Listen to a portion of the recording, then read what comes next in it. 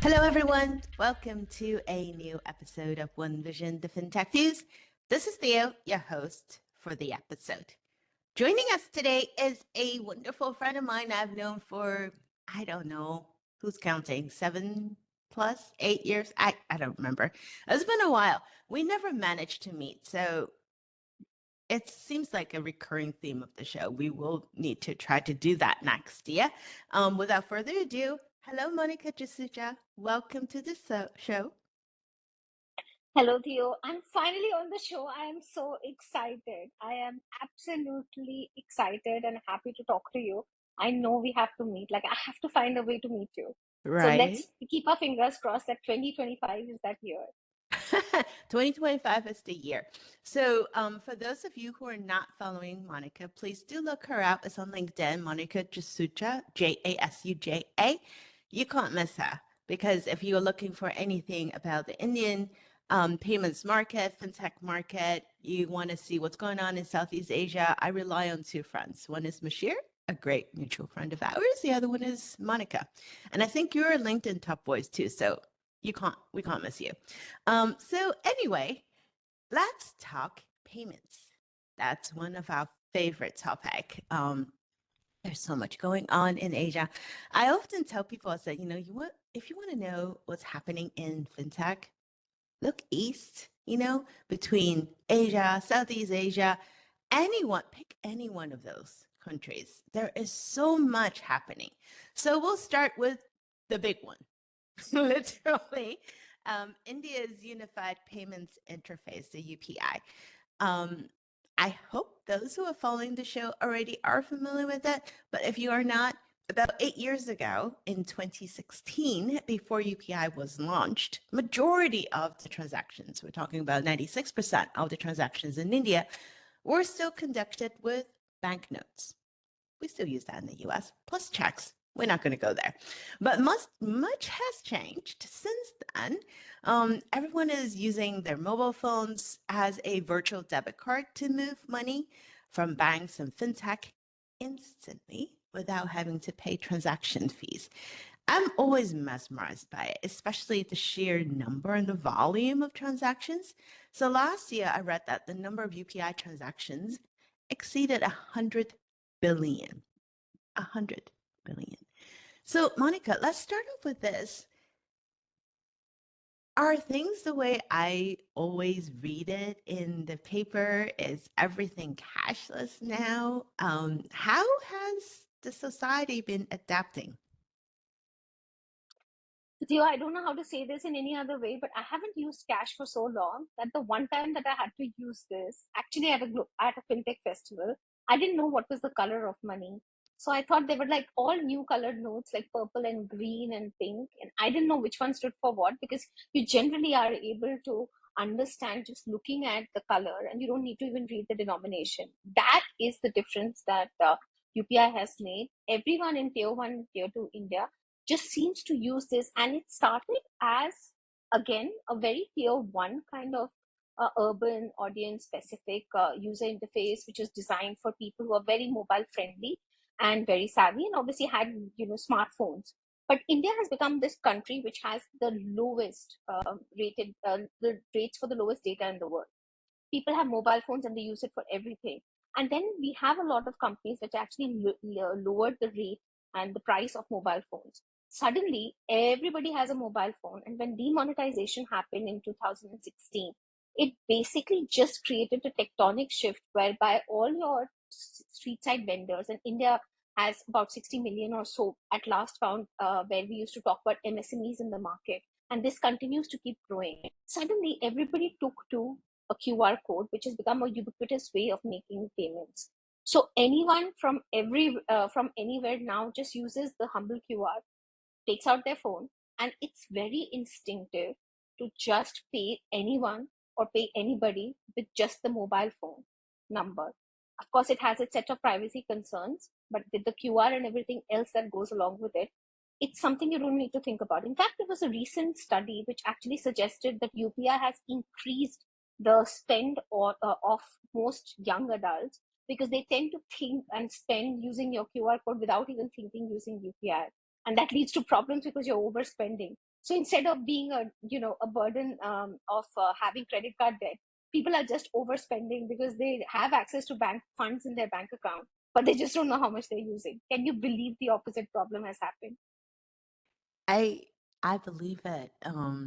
Just recently, I was telling someone a couple years ago when we took the kids to Hong Kong, because when we go to Hong Kong, they always have an NFC watch that they use to tap, pay, and go. We don't think twice, and it's precisely the problem you were talking about, right? They don't have that friction to pause them, to slow them down. So I remember the first time I witnessed how it didn't even dawn on me, right? This was, I would say, about 5 years ago now. It's been 5 years ago when the kids were even younger. So they were so excited. They each have their cute little, watch with the cartoon character. And they would go in the store, they would buy things. They're like, oh, this is so easy. And I'm like, oh, yeah, this is cool. We don't have to like think about getting, money out, right? It's convenient, it's frictionless.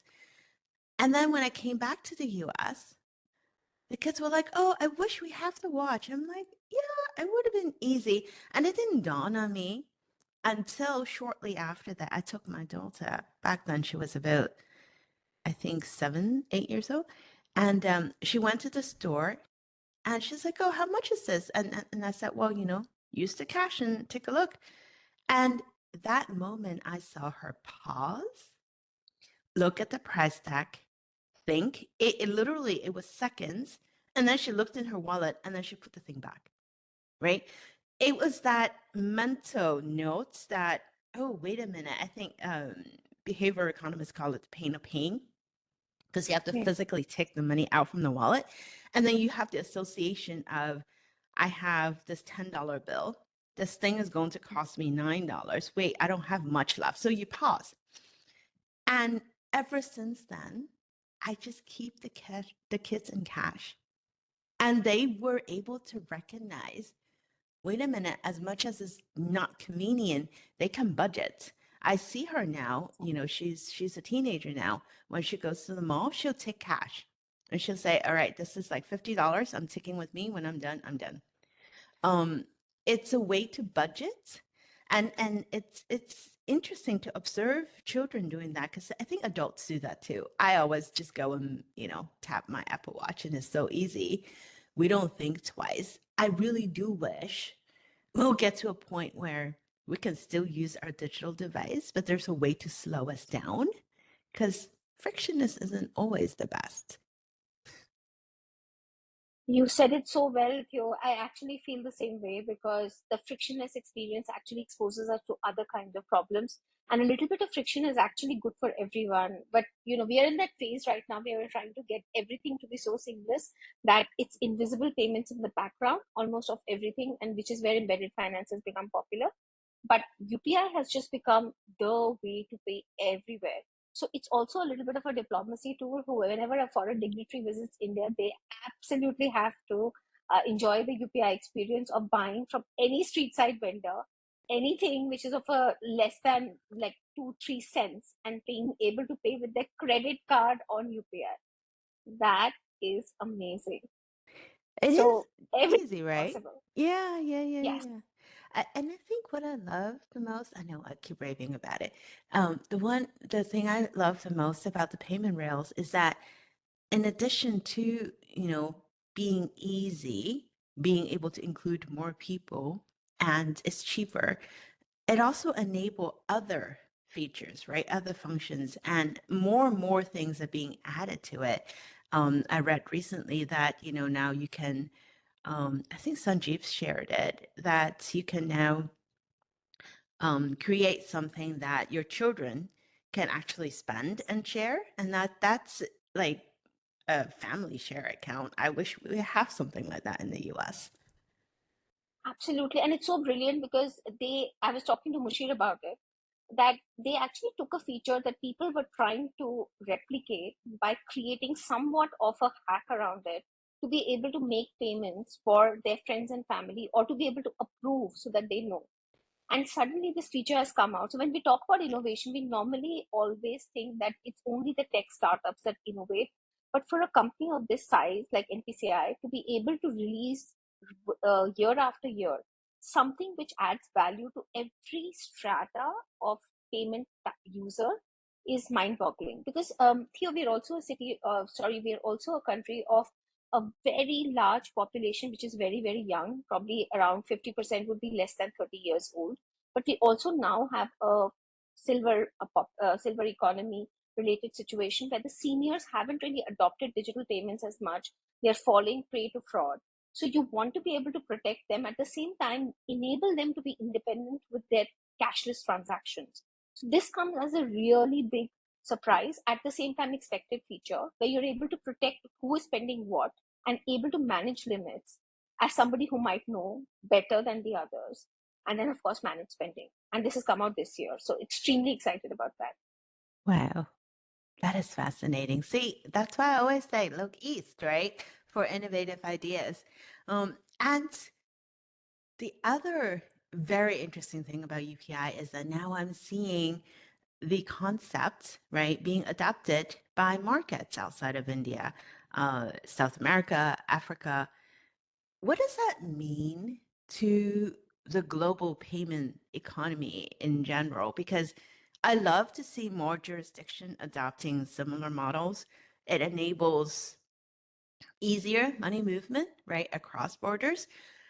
Do you think by exporting that, do you think they will also be able to replicate the success that you guys have? Or are there any elements that it's almost like a melting pot, right? You need to have all of these things to be able to be successful.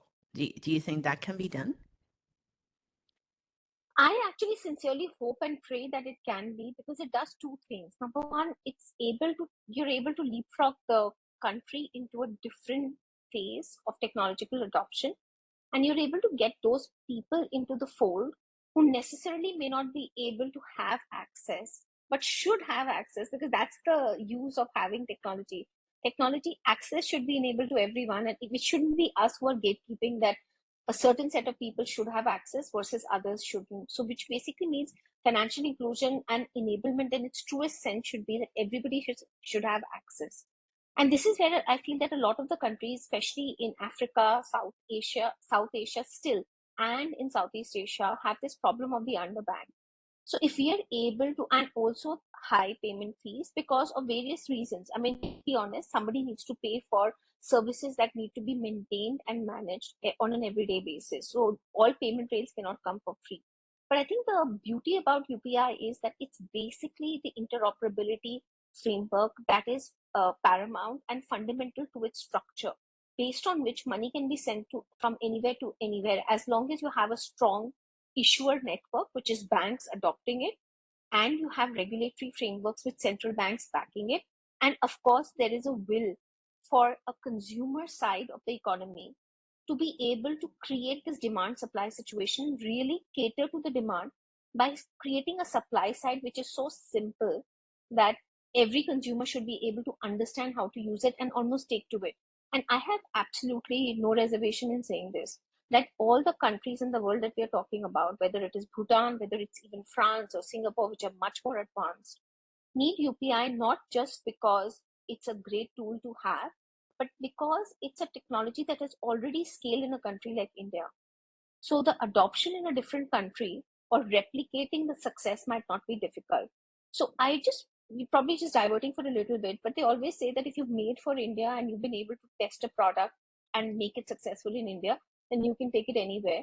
Because India is so diverse in nature, has so many small and big cohorts of people, that it's very difficult to have a successful tech product. So if UPI has done it, I believe the success is something that can be replicated. But I see a little bit of a larger question here, which, and I'd love your inputs and your views on this, which is with the globe getting smaller. And when I say smaller, I mean the distances between countries might be there, but there are a lot of diplomacy related interventions that governments are right now having to have cross border treaties, both for trade and commerce and also for payments. So if UPI and similar frameworks become those tools, then we will have a time where we will have cross border agreements. So cross border payments, is up for disruption in terms of business models and lowering the fees and the cost of these payments. So that will be something very interesting for global corporations, don't you think? I agree. We used to joke that, all of the, has it been like what, 2 decades now, right? Since FinTech has been around. And one of the areas we've always been trying to tackle is cross-border payments, lowering the costs, making it easier, making it faster. There's always been the theme. And it still had not gotten to where it needs to be. So let's hope that it is going to change. I mean, I'm encouraged by the UPI model. I'm encouraged by the QR code model. I still remember, gosh, in about 7 years, I'm losing track of years, but when I first saw the QR code payment in China, that was the one time I've been in China, and I got yelled at because I had no idea what they say, but I think afterwards a friend of mine told me that they were upset I was still using cash because everyone was using the app. I'm like, my thing does not support it. I don't have my card is American. And I remember coming back to the US and I was telling people, wow, everyone is paying in QR code, taxi drivers, small dollar, everything. And people were like, so what? Right? That was like literally the reaction I got was, so what, you pay in QR code. And I remember thinking that was a fascinating response because here I was like a kid in a candy store. This is so cool. And then I come back and people are like, so what? And it made me pause and think, right, what is the so what? Why do we get so excited? And I think is the opportunities that it enable that is so exciting. Is the ability for us to imagine beyond the little QR code, which has been around forever. I think it was invented in Japan or something, right? It's been years.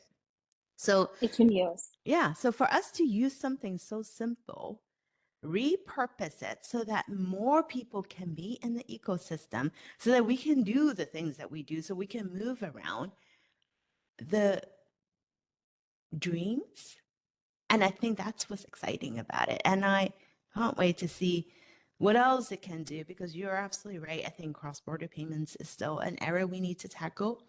We are more mobile than ever before. People live everywhere. We go around everywhere, especially if you look at Asia. There's so many countries in there. We need a better way, right? For us to, when we go across border, when we, you know, make transactions, something so simple, we need to make it easier. So let's switch gear. This is perfect setup. We didn't plan this, but one of the fascinating things, he talked about India being diverse, Southeast Asia. Oh my goodness, like what, 11 plus countries, different religion, different culture, different history. Yes, it is not one country for those who are listening. There are many countries. Um, what are the opportunities for fintech there? There's feels like there's always so much going on. I read recently Filipino government is offering free bank accounts so that people can actually already have access to a bank account. That's always the first step towards financial inclusion. So they're like, all right, we're just gonna do this. We'll give you a bank account if you have an ID card. That's fascinating. We already know about Grab and Gojek. That story has been around forever. So what else is happening there? You know what, Theo, this is such a beautiful question simply because you already dissected that diversity of Southeast Asian nations. And this is where tech and fintech becomes really interesting. I can't think of a company, think of a big startup or a big, tech organization which has been extremely successful in all of Southeast Asia. Like it sounds kind of almost um, confusing to say that a collection of countries would not have one or two single companies which kind of stand out, which one would expect when we had a lot of global corporations rule the world. This set of countries has the most diverse population and also some of the youngest. And the fact is, the diversity is not just in terms of culture, also language. Every language changes almost every couple of kilometers, like in India. Here too, the languages are so diverse, and there are local dialects which only these people can understand. And then there is about the talk about urbanization. Like, you cannot even imagine, when I was in Indonesia, like Jakarta and Jabodetabek was the city where about 80% of all the transactions happen. And Indonesia has like 17,000 islands. Like, can you even imagine what the country is like? So I remember talking to a CEO of a big digital bank who actually said that our biggest goal for that year, I think it was last year, was to actually open physical branches and figure out how we can actually get the unbanked population to open a bank account. Because digital can do a lot of things, but it cannot replace what is expected to happen, especially when the country is completely spread out and the internet doesn't go to a lot of places. Like, it's counterintuitive to think. But imagine if you're staying in an island with a couple of hundred people, you would have an internet or a mobile tower connection. Can you imagine? That is how diverse these nations are. And in terms of opportunity, the biggest opportunity is still financial inclusion. The word, though, of course, with all the number of decades we've talked about this subject, the question is really the underlying. It's now come down to how do we get some of the largest countries, sorry, some of the largest populations in the world get a bank account. And this is where the governments have now replicating the success of similar countries in the region and across the world in trying to open a bank account by themselves, enabling the population to at least have this facility, and then allowing them, and of course, hoping to enable them to earn more money so that they're able to go through the cycle and the transition from having a bank to saving some money to paying with that money, and then being able to take every step in the um, digital ladder to be able to use things and be able to somewhere have a footprint to then be eligible for loans. So I think that's what is very common across the Southeast Asian region. Second thing for me which stands out is that localization is the key to success in these markets. You cannot, and I'll go back to my previous point, you cannot have one player um, who does work and does substantially well in a different country and almost have the plug and play model that you hope will win in another country. The right to win is reserved by local players, which is why local wins over global. And the third thing for me which stands out is the population age.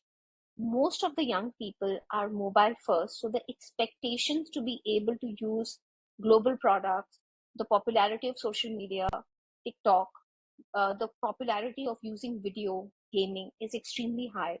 But the ability to pay is not because of lack of intent, but it's also because these countries do have some of the lowest GDP in these parts of the world. So the question really becomes, how will technology, first of all, enable these populations? And in case of fintech, how do we get these folks to start using, getting enabled, and then start paying for things? So I think those are some of the opportunities and challenges in these markets.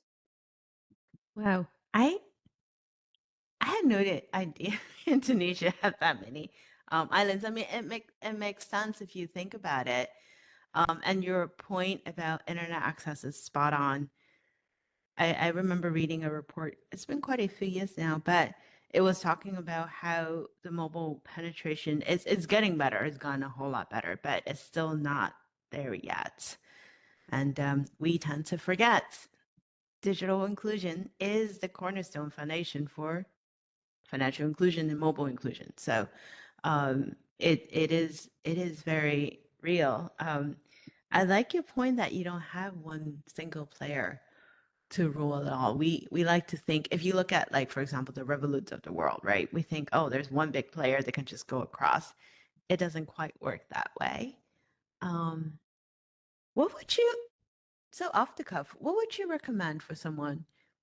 Because I keep getting this question lately from people. They said, all right, so Theo, you say, we should look towards Asia, Southeast Asia for, opportunities and innovation ideas. What would the one thing that you would actually recommend them do if they say, all right, I'm just gonna go venture out? If someone is curious about the market, what is the one first thing that you say they should do? Talk to you, other Actually, than. and Mushir, but I think immerse yourself in the payment experience. Like, I will admit myself, and I have absolutely no embarrassment saying that I was working on an Indonesian payments product But until I visited the market and spent 5 days there, even the first 5 days, I was bamboozled. Like, you cannot understand that an app, with all its nuances, you're used to using all these apps. You could download one and start using like a child does in less than a second or in less than a minute. But the question is, the nuances of local payments is so different all across the world. And if you could just see what the locals are doing, I think that's where the opportunity set lies. And don't get me wrong, all of us live in these glass houses, so we shouldn't throw stones at others, but we do drink our own Kool-Aid as builders and as thinkers. We're sometimes guilty of not being able to think for how others use a few things. And let me give you a small example here. Like, this will really set things in place as far as local differences are concerned. Like, let's take the case of digital identity. It's really big. We all are hankering for the use cases which will enable us to be able to open bank accounts in less than 3 minutes. And there are products which have done significantly well. But you know what? There was one significant incident which really opened my eyes in terms of what we might not be able to catch, because we think about things from here and we don't see how things are on the ground. So video KYC, the rates are dropping, and we couldn't figure out why. Technology issue, product issue, maybe the rates, maybe the local infrastructure which actually supports the digital identity has gone down. We figured out everything. We investigated, did a root cause analysis. Then when we actually started asking a few people who had dropped off from the flow, we realized that most of these, and we obviously did not have gender disaggregated data, so you have to actually call people and figure out what happened. Most of these were women, and when we called them, somehow they just said, we're not comfortable with video. And that was shocking. So I asked myself why that would be. The revelation in the conversations was that women were not comfortable with being asked to have their or be in a position that their photo will be taken. And if required, they would be required to talk to an agent, because in some of these countries, a burqa is a mandate, and they must feel that they are protected at all times, and they did not want this to happen, so they would fall off the KYC process, and therefore there were more men opening bank accounts than there were women. Now, this is such a local nuance, but you would never understand this unless you actually visited and saw how people interact with not just the identity that they maintain, but also of how they use the product. And Simple Fix was able to actually help this, because you can easily put in a message and have only females attend to these kinds of video KYC requests, especially when drop-offs happen. And there is physical intervention of agents, like by manual process required. But what a great insight it is. This is why I always tell people, instead, if we can rely, and I myself have produced a payments report, so read all the reports, do all the groundwork, hire the consultants, but do take time out to really be a local, at least for 5 to 10 days, to really see how things work. And that will be such an immersive experience. Maybe like take a study tour or a road show, do something where you come back refreshed, not with knowledge, but with experience. And that will help you build out a better product. Wow. You're absolutely right. Immerse yourself. But I don't think I would have thought of that either, because the way that we live and the way we do things, right? It's different. It's different. Wow, that was a wonderful insight. Thank you. I'm trying to think, when I opened my last digital bank account in Asia, we needed to, it was so easy too. Oh my goodness. It was actually with the bank. I could not believe how easy it was. It took maybe 1 minute at the most, 30 seconds. Scan the ID card, face, they match, done. I mean, it was that simple. I Yes. couldn't believe that. But you're right. Certain steps could be a cultural barrier if we're not careful, or if we're not thoughtful. It goes back to our favorite conversation all the time: is being inclusive and think of how others use the product, as you say. So let's switch gear a little bit. I heard a little bird said you have a new podcast coming up called the FinTech Decoded with my wonderful friend Mashir. So tell us more. What is the podcast? What are you guys planning to talk about, et cetera, et cetera? So, we go back a long way, and in our Clubhouse days, which was early 2020, like, does anyone even remember? But we used to have these audio talk shows where we dissected what was happening in the payments and fintech world, and we called it an Asian Digital Supermovers room. And we had a lot of local and global experts who join in and almost dissect conversations in terms of what made the headlines and why was that important.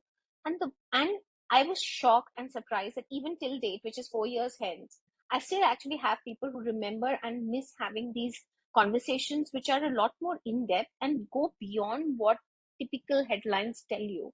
And with all that's happening all across the world, we only hear the negative news. Now, I'm not saying that things always have to be positive to be discussed, but why and how are these things happening? And what does a practitioner need to know? Or, for example, if you're a young person who's entering the field, what should you know about something that happened and how can you understand this better? So we wanted to decode what was happening and we make this information almost have like a conversation like we are having right now, but over a specific topic, decode it to the point that we're able to make the complex a lot more simpler and explore trends and innovations together, especially because I do believe that post COVID, those times are now over as well. So that initial euphoria about digital and everything else has died down, reality is setting. But the next few years are going to be explosive. So we wanted to be at the front lines of being able to really foretell what might happen and learn from experts. So we will be hosting guests on the show. So Theo, you're going to be reached out soon so that we can have you. And hopefully we can do this in person sometime. I've been telling Mushi we need to do things in person and I have to make it even better.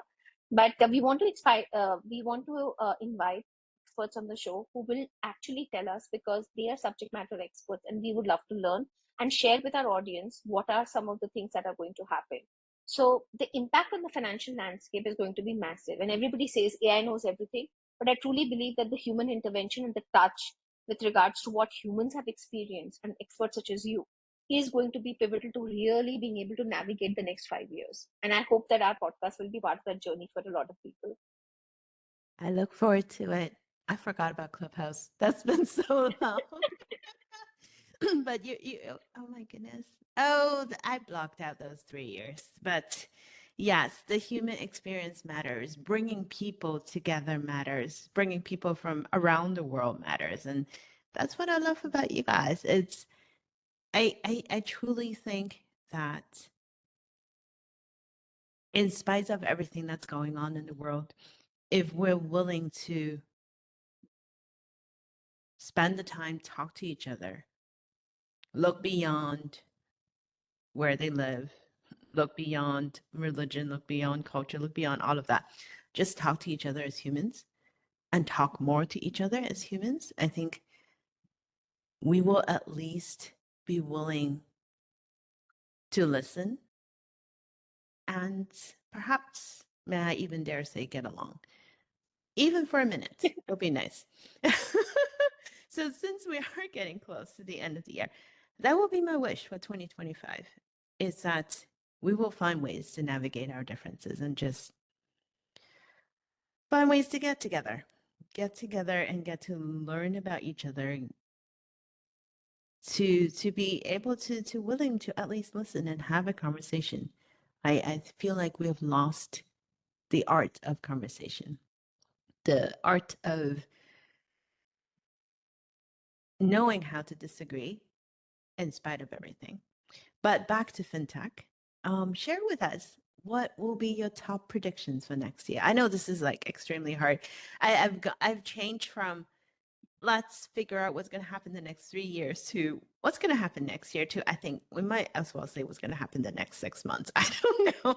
Things go so fast now. So if Monica has a crystal ball, what does Monica's crystal ball say? So I would say, and a very mundane, a very expected answer, but I think it's about AI. I think we've only touched the tip of the iceberg. There is a lot of impact of AI in terms of jobs. We hate to accept it, but lower entry jobs and low level jobs have definitely been impacted. Manual work has been impacted. India is one of the largest providers and largest producers of engineers all across the world. And India is looked at as a hub. Personally speaking, I think how many of these South Asian and Southeast Asian countries get impacted is worrisome. At the same time, it's also something that's exciting because AI specifically used in financial services for good. For example, managing fraud, spam, which is what this was right now, a spam call. But managing fraud in payments is a very big subject. Cybersecurity is an even bigger subject. Data protection is a big subject, not just for governments trying to work out treaties and being able to safeguard both data of consumers as well as businesses and for national and other interests. The bigger question is, how does AI really solve the use cases that humans have been slow at solving, and how can we accelerate that in financial services, which goes beyond chatbots, for example. And I'm really looking forward to what the next few months are going to bring forth, because outside of the big techs, what will be those innovations or those experiences that our consumers like us will be able to use? That would be one. The second would be about the expansion of embedded finance. And because we've had, like, Asia has been the bedrock for all the major super apps and all the most successful ones, excluding China. If you take China, then it is the one region which has the most super apps in the world, which have been the most successful, both in terms of business revenue as well as customer adoption. I think my question really here is, how do we make payments almost invisible in a lot of the in a lot of the use cases where finance is needed, but it's not front and center and the foundation of an application. So going beyond a super app, or almost imagine like having multiple such niche super apps, which are going to get very popular as consumers get more savvy and want to use few products for a few things or a few experiences. And I think that's going to be major. And third, for me, is always going to be about digital identity. I truly believe that we've not solved the puzzle still. A lot of our financial products depend on digital identity layer to be able to make experiences seamless. And you mentioned that earlier, where digital onboarding and being able to open a bank account is less than 3 minutes in some parts of the world. But my question really is, in terms of digital identity, we also need to think about protection and how do we manage some of the players and be able to protect consumers and other identity partners. And how can we make identity be available to other fintech verticals, which goes beyond payments and banking? And I still believe that there is going to be a lot of funding in this part of the world associated with this product type. And you mentioned three, but I'll mention something very close, which is RegTech as well, which is regulatory compliance and technology. Because in our parts of the world, compliance is the number one roadmap item for any financial service provider, whether it's a bank or a fintech. How can we have companies and technology players who are able to make their lives easier and are able to help roll out compliance related mandates faster, so that less money and less time is spent on managing compliance and more time can be spent on innovation and protecting, and therefore being fast to react to the market? So I still believe that there are going to be some of the opportunity areas, and I'm really looking out for what 2025 has in store. I share your sentiment about a lot of the things that we can do. And I'll leave you with this. Recently, my wonderful friend Tiffany Montez, when I asked her about something similar, she had mentioned the concept of five-stage banking, which is something I've been absolutely passionate about for quite a while now. And she sees AI and how much data that we have as a wonderful opportunity to actually do something about it. Imagine looking at all the different touch points that we have with all the different providers. Imagine there's one time when we go in, get a mortgage or get a car loan. That is the only time that we have with our financial institution. And then afterwards, it's just auto payment. What if, what if the provider at the time when they extend you the credit for the car or the house, stay in touch with you, be part of all of those touch points that you have throughout your life? Know, for example, a few years down the road, oh, maybe it's time to do an improvement, or maybe it's time to do X, or know that you are also doing something else as you go through different stages of life, as your family go through different stages of life, and actually be there. So do more than just the initial loan transaction, because banks know a lot of things about us. I mean, my mortgage provider, right? They know everything. They know if you're paying on time. They know all the other transactions that you have. They know basically everything is inferred, but it's in the data. So if there's a way for us to harness that and go beyond our little bubble, imagine the things that we could do for consumers and actually be a co-pilot there, right?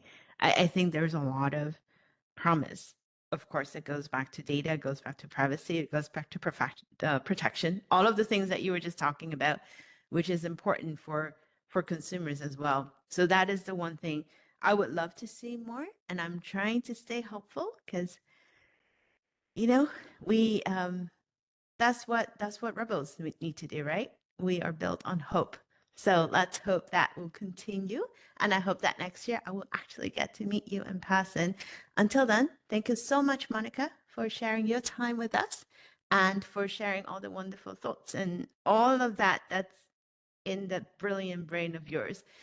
Thank you so much. And for the rest of our listeners, thank you so much for joining us for another episode of One Vision.